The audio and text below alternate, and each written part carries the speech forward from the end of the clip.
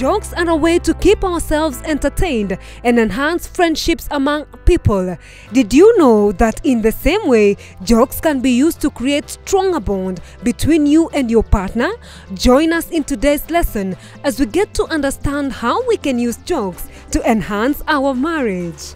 Hello there. Hello. Yes, welcome again to the marriage classroom, where we keep learning about marriage, because we are here to enjoy marriage, but not to endure. And because we are ready, and I believe our viewers there, as we welcome you, welcome, because this is a class where we learn, and we have desired and decided that we are going to enjoy our marriage. For marriage is only down here. There is no marriage in heaven. Yes. Okay? Yes. There we will be the bride of the Lamb. And so the practical, I mean, what the shadow, as the Bible says, the shadow is here, because the reality is when we get to the marriage feast of the Lamb. Yes. So let's make it the best practicals or the rehearsals that could be. Yes. And you have all the time. So we thank God. And so we've been learning about the alphabet of marriage, using the letters of the alphabet to get action words that can help us improve and better our marriage and our relationship with one another. And so we have looked at H. Last time we said about on. The other one was I for inspiring. And we looked at the ways we can inspire one another. And we are still inspiring one another even now. Okay, so we move on today. And the next letter after I is what? J. J. So J. What do you think J would mean, or what action word can use the word or has the letter J? Yes, Grace. Be just. Just. Be just. Joyful. Joyful.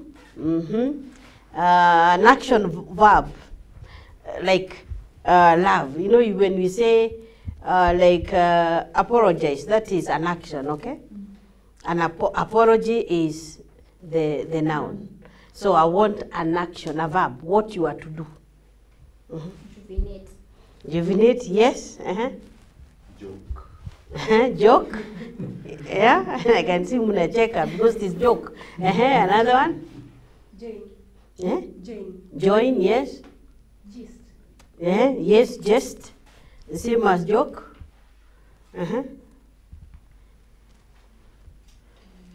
J. Jump. You can jump. In another one. Yes, joy. Yes, but we just look at what the two of you have said, and it is joke or jest. And I've chosen that one deliberately. I know there are other words that we can use for J, but I want us to say there is also that time for joking with your friend or your spouse. Yes. Isn't it? Yes. Sometimes, you know, we miss this part of it. I mean, there is no, or it's just a solemn assembly. There is no time for fun or joke. Yet, this could be the place where you have a joke mate for life. There is a joke mate for life, okay?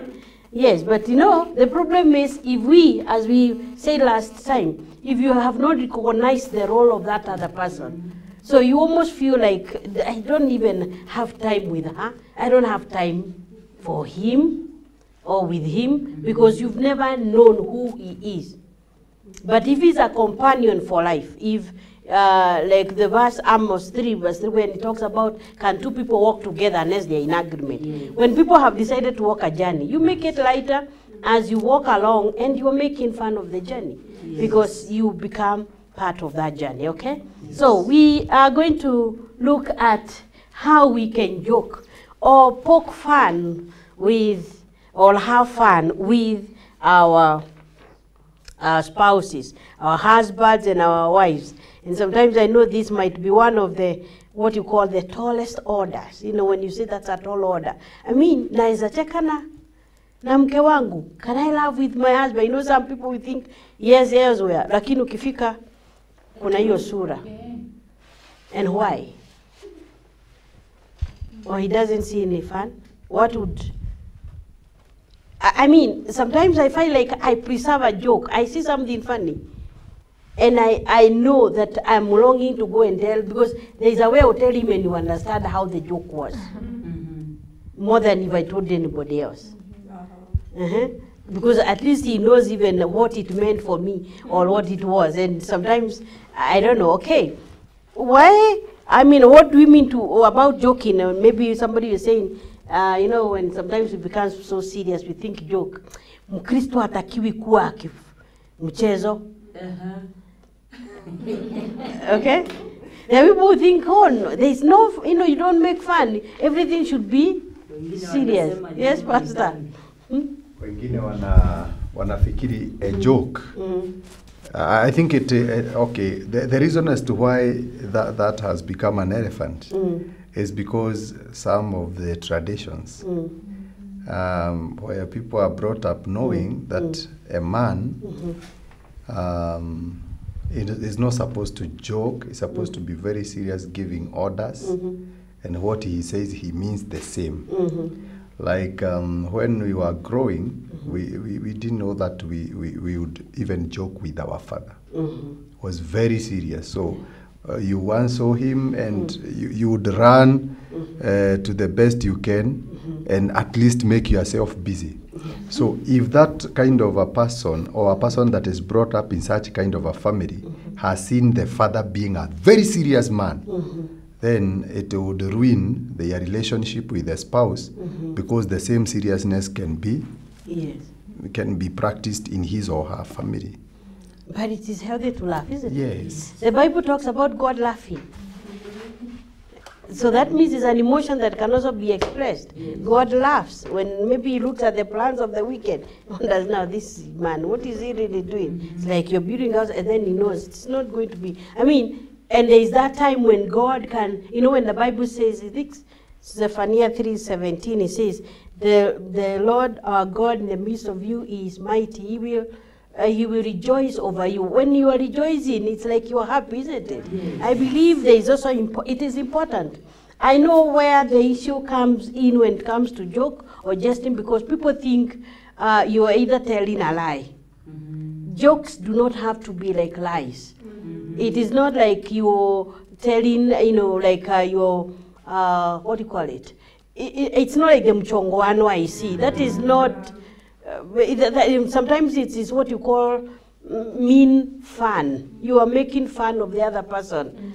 But if you can be able to find what we call positive humor, something that can, it can be a joke, but I give you one joke that was played, you know, in up to today. If I repeat it, he laughs again, and I know, at first, it never looked fun, but I still laugh. Now, it was those times of 1998. Somewhere when it was all over that God, I mean, some people had predicted that Jesus is coming back. You remember, somewhere in October and all that, yeah?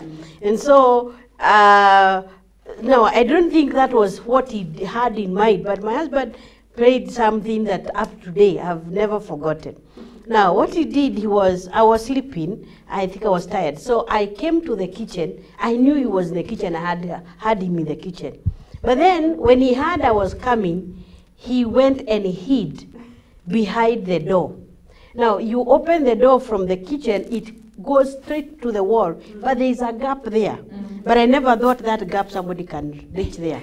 And now, because he didn't want to go away now with the slippers, because I would have known, I would have had him, he just left the slippers there. Two of them at the kitchen, and then he hid behind. Then I come calling him. I come, no, where are you? Then I go to the wardrobes and everywhere, and I check him. And you know, I thought now the fun would be discovering him. You know, the way you've heard, oh, I found you, you thought you had. When I looked for him, and then I couldn't find him. Now that became serious. Guy, this is serious. Because now I remember the slippers. I thought the laughter had come. I don't know. Up to today, you know, the thought was this. I had heard him, so I am coming from the bedroom. I can't find him. I've looked for him, and the slippers are just there together where he was in the kitchen. He was in the kitchen, and I didn't hear him get out of the house, and he was nowhere.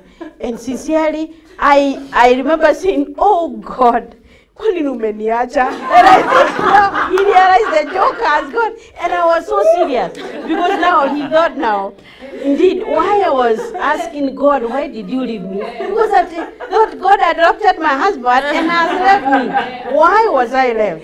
Now from where he was, he laughed. Alicheka mpaka saa hii anacheka akalia. And I told him, this doesn't look funny anymore. You know, seeing him come out, and there was a whole lot of relief because now for me it was a laughter, and I had been left. I have never felt a joke so real as today.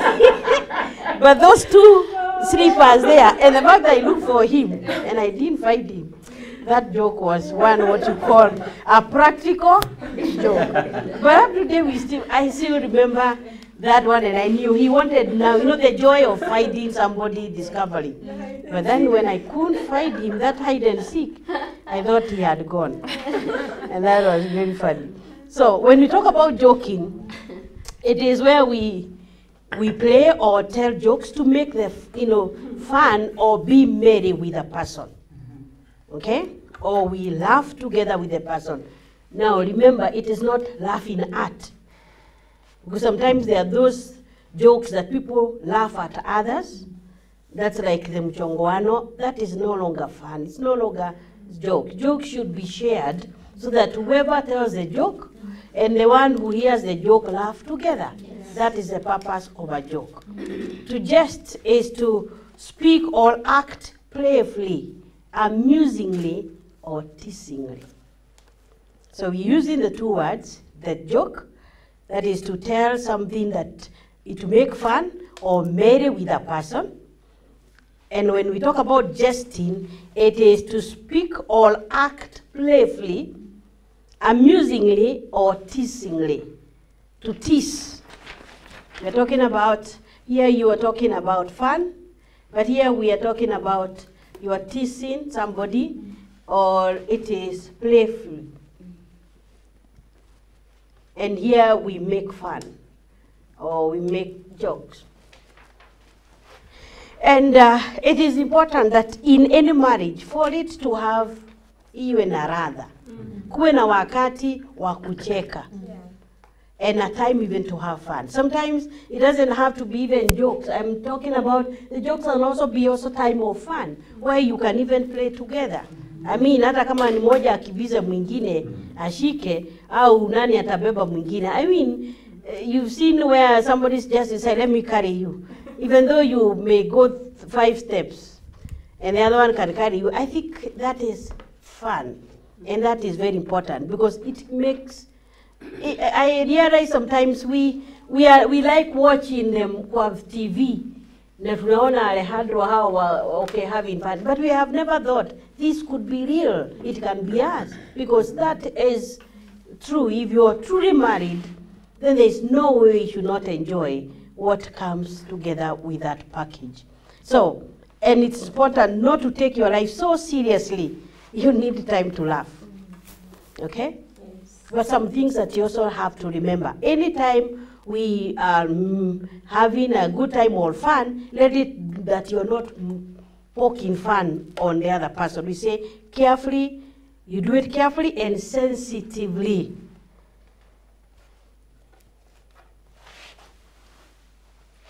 As much as you know, we would want to laugh with the person, please don't laugh at them. You just don't make fun of them to the fact that they feel like you know, it is at your own pleasure and their own displeasure, okay? But once you have known another person, and either make fun of you and you have no problem, okay? Like my husband likes teasing me about, you know, hate. So anaweza kwa kiongea anasema, lakini najua mama Martin hawezi fikia hapa, you know? At least he knows that one whatever, and I tell him, kwani, why would somebody, that's why somebody discovered a ladder. Because hata kama unataka kupanda, you can't reach there. And so sometimes, once when somebody knows about you, he can, you can joke, but make sure that akiwa akisema sipendi, ukisema hivi, don't continue. Be sensitive. There are those times we make fun of our spouses in front of people, but we don't know, that fun is grinding them. Okay? Sasa unasema, huyu je mwanamke wangu, huyu my wife, ako na nywele hii za farasi. Na unajua even there is a way you can say nywele za farasi, but even as you say it, it is like you are trying to pass a message. But I don't like hii nywele ya farasi. Okay? Yeah. So you are doing it in public and she will get it. Okay, because you can say, oh, nywele, unaona vile amekaa poa. That way, you don't even have to add. Yes. I also think that you can make a joke, not directed to the other partner, but directed to yourself. And it will still not offend your partner, but maybe it will be a time of that merry and laughter. Like I normally say that in our family, mimi ndiye mweupe kabisa, wananiita brownie. So it concerns me. So whenever I want to make some fun somewhere, I say that mimi ndiye mweupe, and wananiita brownie. So it will not offend my partner. Sure.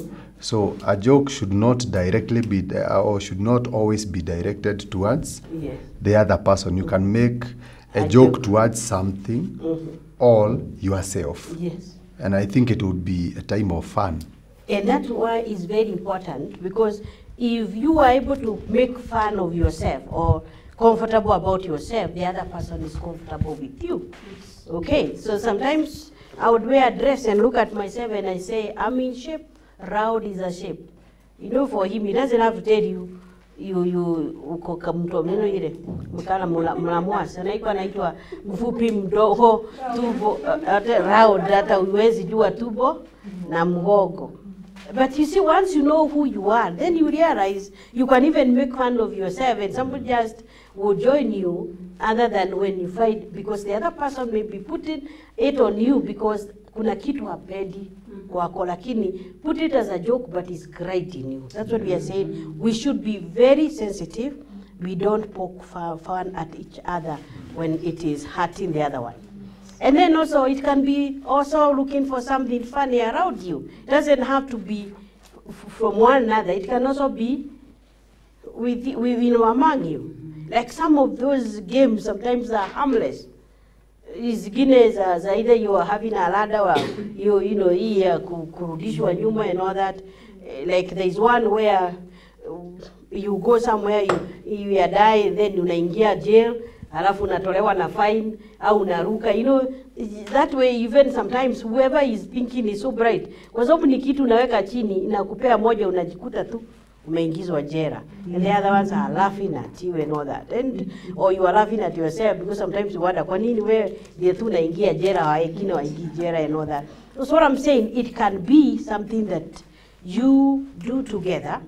It can also be something that you can take from around you, and also something, if you know what also tickles one and your spouse, we call it. If you can be able to know what you call your spouse's funny bone, that hii ukimwambia atacheka anguke. That's something that we need to learn. Because you may say something and another does not see fun. Lakini mwingine akisema, then, or you have even your own code and language. You say something, you can see your husband or your wife ameshika, wengine wanashindwa. What have you said? I mean, it has no meaning, Like in a home you may fight somebody amefunzwa kitu na ashiki, nasikia mtu ameanza kusema kono. Now with that, it's already known. And then another may reply panya. Because there was one of us who tried to teach my son. When he was learning hiyo ya ile mzazi anajaribu kufunza mtoto na wewe si mwalimu wake. Mimi ni mwalimu lakini I tried to teach my son. And there was that page where there was bui bui, kono kono, and then down there was panya. So you'd go bui bui, kono kono.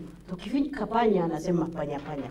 I gave up because he could not change from panya panya. So mtu akifunzwa akiambiwa jambo na hashiki, unasikia you know you are trying to explain to somebody, or like you are trying to just give an idea, and you look at your friend doesn't seem to have an idea, unasema kono kono.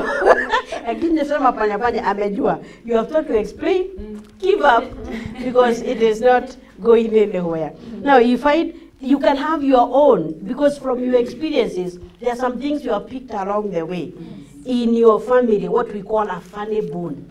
And once it is between you and shared among you, then you seem to be like you have your own coded language. Yes.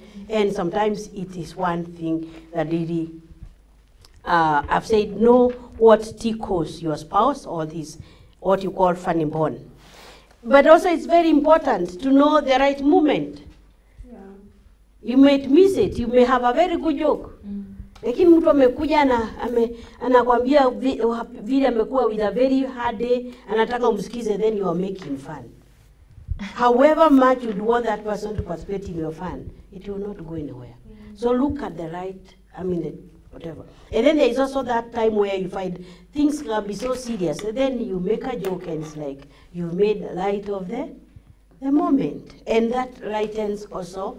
But also know what, for any joke or any fun, it must have the right moment and the right joke, okay? Yes. Yeah, you don't make fun of something that he's also or she's struggling with, or he's struggling with, because that will not be. And then we say, you can also look for something, what we call positive fun, I said, like singing together, or even dancing together. You know, wengine unafikiri dance lazima ni a night club. See yo, what is wrong with putting a good music then? The songs that you sing, you start trying to see who dances well. Okay? Na hata kama ni muibe pamoja na ni wimbo wa Mungu, who told you dancing makes it wrong when you are dancing together? It's man and wife. And even you are dancing to good music, you are enjoying it. Okay? I know this is ini. Unaweza sema just like what watu wa Athens waliambia Paul, you seem to be advocating for a strange God. Tutakusikia siku ingine. I'm not saying that you unaweka those funny songs there. But I believe, what about the time unaona Mohando hapo anacheza, and you wake up and start dancing, and your husband joins you there, and you are singing. What is wrong? That's your dancing, isn't it? Yes. Whether even it is a slow one, and you decide to hold one together, and you are meditating as you sing about the goodness of the Lord. He is so faithful. Then what is wrong? It is the right moment. Even God looking at you, you can almost also say about his faithfulness to you. Isn't it? Yes. So, please, let's not make it like it is, oh, Johnny, like I told you, it's not like we are going for a ceremony. Every other day, we must be very serious. Must be very serious. Marriage is a serious matter, but also a very good matter, where you can have fun together. You can learn to swim together, okay? And go compete together. Some people are saying, what? I can swim, but not with him. Yes, you can swim, and you can even compete as you swim. One teaches even the other. And that is, and you can even sing together. Remember, you can remember your nursery limb. Yes, and another one sings another one. Yeah. And that is still, one time, you know, we used to have, I had a roommate one time which would take Golden Bell.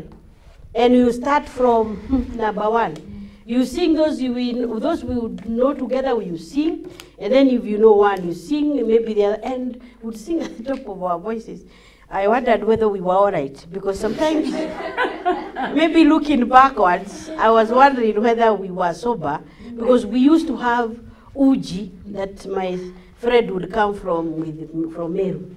Ile ya mukio. And so he should come with a kajerican. And we used to take it only on Fridays. Because we realized when we take it another day, we don't sleep.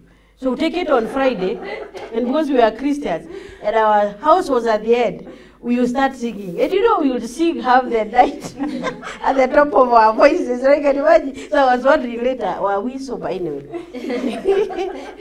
But it was fun, and now up today we still remember how we used to share those moments on Fridays together. You can imagine you can have such moments even with your spouse and have fun and some of the memorable moments. And so we still have some work to do today on how to, you come with innovative ways of having fun and jokes with your family. And tutasaidia wengine pengine wajui kuna vile unaweza kuwa na time of fun and laughter in your family and without being very serious. So this is what we are going to do in our class. In our class discussion, we are going to look at ways of creating fun or having, what do you call it? Having good jokes, or how do you make jokes? And how to joke with your husband, how to joke with your wife, or even those good ways of having good fun, even as a Christian couple. In fact, it will help us, because those who are here, even with your friend, you can say, hii tutaenda kujaribu. Okay? Yes, and we want practical ways. And by the way, another thing I want to say is part of also fun or joking. I said it is also teasing one another, playfully, or even flirting. Flirting with your husband that is what is supposed to be. The problem is that we do the wrong things, or people think they do wrong things outside there. They can't do them in the right place. It is wrong to flirt with any person there who is not your wife or your husband. But what is wrong with flirting with your wife? Ukimpata jikoni na anapika na ukitik tik tik tik, wengine wanasema sitaki mchezo. Na dikwadawana, sitaki utoto. Okay? Yes, you see the intention was good. Yeah, was good. So what is the problem? Hata kama nikikope wacha, start enjoying. Yes. Wengine tunakauka ni kama muti, imekauka. Hata usiwacho, wacha. Huoni nafanya kazi? Because now unaona anakupotezea wakati. But why did he choose to come and tease you or even poke at your sides? Just wants to have fun with you. But some of us, it's like, huoni tumekuwa wazee. Tumkiwa wazee hakuna fun ati huoni sasa. Hiyo wachia watu wale wanaoana. Sisi tumezeka. There is nothing about getting old. We have the marriage till death do us part.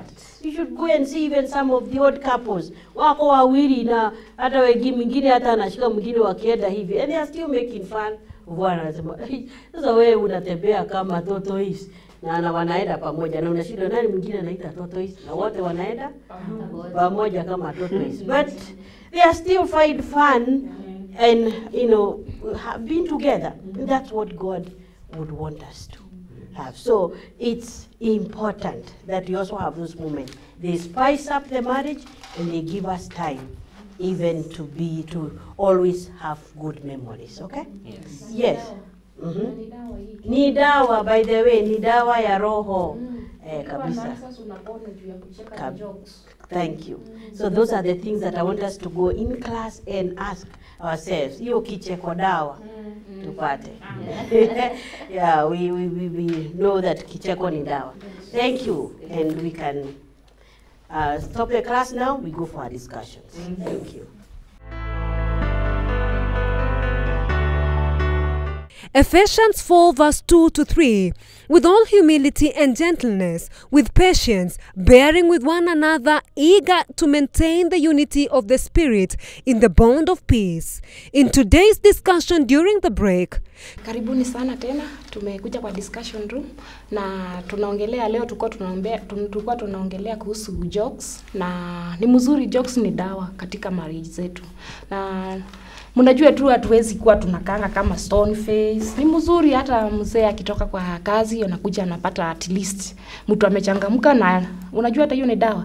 Kabla akichangamka na ukimwekea hata tisi hapo, hata yeye mwenyewe atasahau yenye huko nje yenye amekuwa nayo the whole day, na alafu ingie kwa hiyo. So mnajua hata mimi mwenyewe napenda kucheka na ninapenda sana make fans. Na sifanyangi fans kwa yenu peke yenu, hata kwa nyumba ni lazima nifanye fans mingi sana. So ninaomba hata wenye wako bias na wenye niko na wao hapa wote tuweze kusaidiana kwa pamoja na tufanyishe hii jambo moja, tuifanyishe kazi katika marriage zetu, tukue na jokes. So kwa wenye tuko nao hapa, ningeomba mmoja wetu aweze kutusaidia, atuambie, tuongee, tusaidiane na tuweze kuelezea wale wengine wenye wanaona jokes ni ya, wajua kuna wenye nadhani ni ya comedies peke yake. Comedies hata wewe mwenyewe you are one of them, kwa sababu Mungu alituumba sisi wote. Tunaambianga account wenye inne wako, mmoja ni fan. So angalia kama wewe ndio fan mwenye uko hapo. So ningeomba pastor utuambie kuhusu hii mambo ya jokes. Yes, I think this part of joking and teasing is it carries a lot of weight in marriage. Because we need to understand that we need to be to at least to laugh and not to be so serious when it comes to a marriage, because marriage is based on love and friendship. True. Na kwa hivyo hawa marafiki ni lazima wawe na mchezo kidogo na ili hii ndoa iweze kupata radha. But now shida huwa ni kwamba katika these jokes we need to understand both of us, wale tuko hapa na hata wale wako nyumbani, ni lazima uelewe your partner vizuri sana. Uweze kumsoma vizuri, you understand her moods, you understand how he or she behaves under certain circumstances. Ukiweza kumsoma vizuri, kwa mfano mume ametoka kazini, amekupata mke nyumbani, lazima uweze kuwa na ufahamu mzuri wake, ya kwamba ukiona ameingia akiwa hivi, labda ako stressed up, ili usifanye zile jokes wakati ambao haufai. The joke may be right, but the time is not right. And therefore I think in order for us to have effective jokes, we need to be sensitive of the emotional feelings za kila mmoja.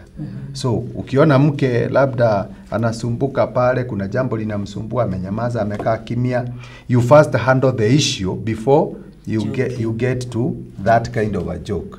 So nadhani hiyo itakuwa ni ya msaada sana, so that you may avoid jokes, right jokes at the wrong time. Yes.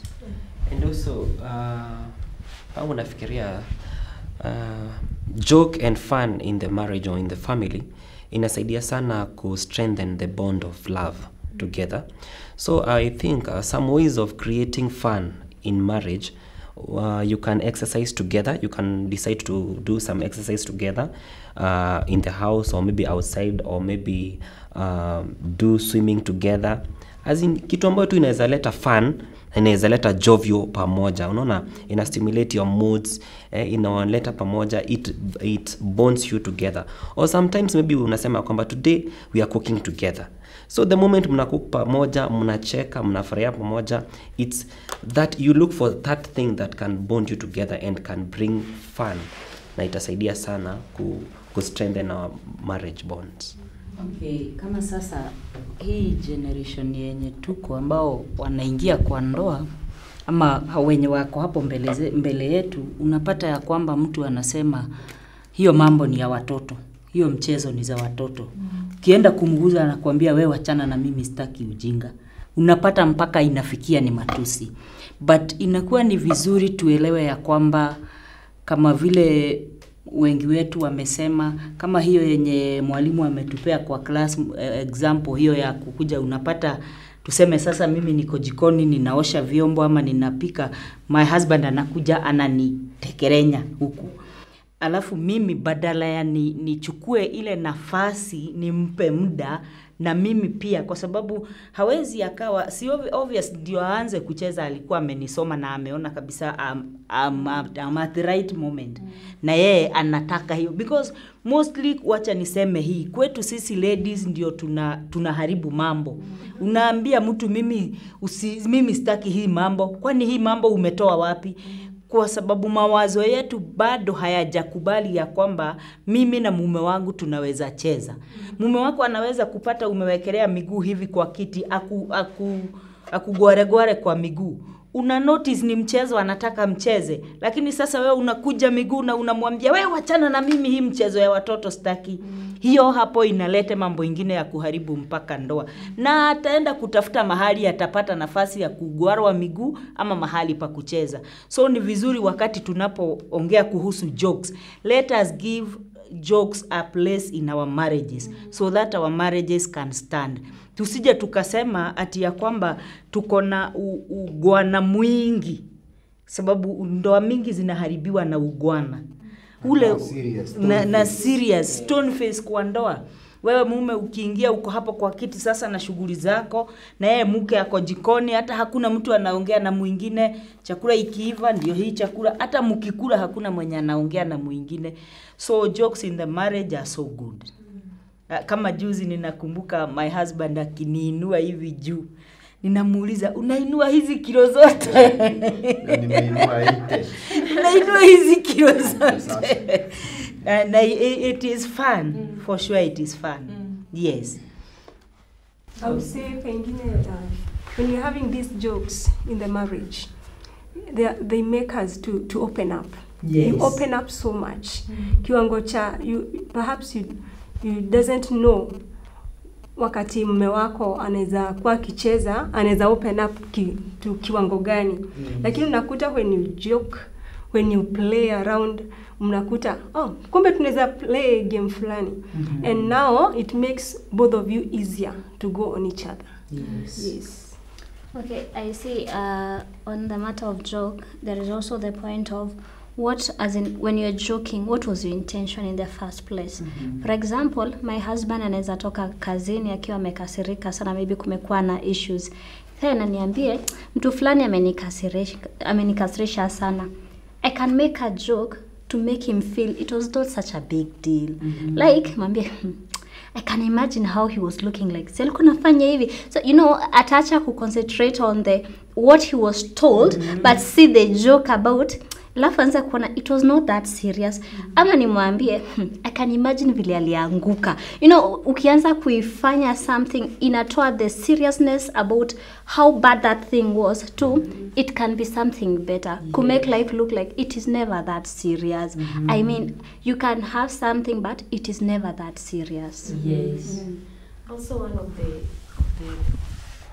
basis of jokes in marriage, you must be friends in the first place, because even in the normal life, for you to joke with someone, you must have a relationship, whether you're a friend or someone that you're familiar with. When you become strangers in marriage, that's where jokes zina lack. But when you're first friends, I can easily joke with you when you are my friend. And jokes are also important because we are living in wanasema earth is hard. That's what I hear them saying. And life is too serious to miss a joke. So jokes also are important because of mental health. In a society that you are living in, mental health has become an issue. So once you joke and there's that fun in marriage, then you're also healthy mentally, and it breaks that monotony of life is too serious nowadays, and you find a place to relieve yourselves and to have a good time, and it's healthy even mentally. Okay. I also think that when we are talking about jokes in marriage, marriage number one, tunajua mahali watu huanzana, na hakuna watu wanaanzana wakiwa that serious. ya kwamba will you marry me akiwa stone face. Sasa kuna watu huanza at a point of joking and laughing together, holding hands, teasing, but when they get into marriage, wakishaingia katika ndoa, hapo ndipo mambo yanaharibika, labda because of the traditions. And it's good to say it kwa sababu hata ya wale wako nyumbani, labda unaambiwa mzee ni sheria na kukaza sura, so ako very serious ili asikaliwe, because ati ya kwamba ukiwa too soft utakaliwa. But now it is good to know that the genesis of that marriage was from jokes, teasing, playing about, holding hands, na mungekaa tu mpaka late night labda ama the whole day mkiwa tu muna have fun. But when you get into marriage, you must now regulate your responsibilities. Though important, it is not again so good to have responsibilities occupy ile nafasi yenu ya kucheza. Like we have said ya kwamba mke anasema hapana wewe wachana na mimi ninapika, huoni mtoto analia, huoni mtoto analala. So it is good sometimes kuweka watoto kando, you go back to that boy that you were before you got married.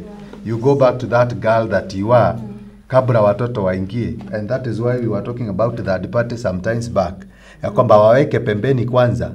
If I am a pastor, I don't need to take hiyo upasta nyumbani. I am not a pastor at home. Yes. At home I am a husband to grace, and kwa hivyo ni lazima niwe na ile mchezo. Siwezi vaa suti nivae kora nyumbani, alafu nakaa na Biblia 4 nafanya studies all through. Let us regulate. Kuna wakati wa kusoma neno, kuna wakati wa maombi, kuna wakati pia wa kucheza na mke.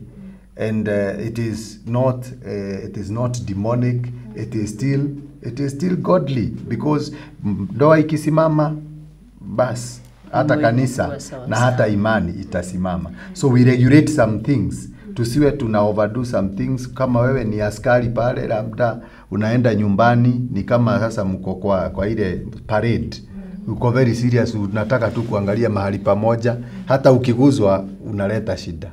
So I think it's important. Pia ni vizuri tukajiulize okay, ni njia gani za nzuri za kujoke. Mnaweza cheza pamoja. Mnaweza chukua kamba mruke pamoja. Mnaweza tengeneza, siku hizi inaitwa swing. Mna swing pamoja. Hiyo si mambo ya watoto. Kama kesho itakuwa ni siku yetu ya family day, na tutakuwa na mipira, tutacheza football, tutacheza banyana girls, tutacheza na dori, kwa sababu kucheza is not hivyo pastor venye tu kama pastor amesema, kucheza sio demonic. Mnaweza ambiana na mume, wewe unajificha na kutafuta, mnakimbishana mpaka unamshika, na ukiona slippers na ukiona slippers useme ameenda. Hapana, ile ni ya kukimbishana, unajificha, mnashikana, mnaangushana, ile ya kucheza, sio ile ya vita. Because hii seriousness mingi ndio inafanya watu hata hawafungukiani mioyo. Wakati watu wanacheza pamoja kama vile wa sister amesema, we open up. Because unajua kabisa kilindi cha moyo kuna furaha. That is when unapata ya kwamba watu wanafunguka na wanaambiana mambo yale ambayo yako sirini. Yes. Tukimalizia tusione jokes sana, kama kuna watu wanaonanga kama jokes inaweza leta familiarity sana, nianze kuona kama huyu nikimjokia itafika mahali hata heshima itaanza kukosa kwa hii nyumba. No. Kuna wakati wa jokes, si kila wakati, na hatuwezi fika hapo ya usichukue kama atakuwa familia sana na hiyo jokes. Ndio maana nakuwa strict sana kwake, ili ndio atoe jokes. Tukue pamoja kwa sababu Mungu alituleta pamoja na alijua tutakuwa kitu moja. So kenye uko nacho ndio changu na kenye niko nacho ni chako. So hata hizo jokes kama niko nazo na wewe una kubali, kwa sababu mimi niko pande yako. Na asante kwa kutusikiza siku ya leo. Asante. To get the notes of today's lesson, visit www.mbcimedia.com/TMC. Catch the repeat of this episode on Tuesday at 10:30 p.m.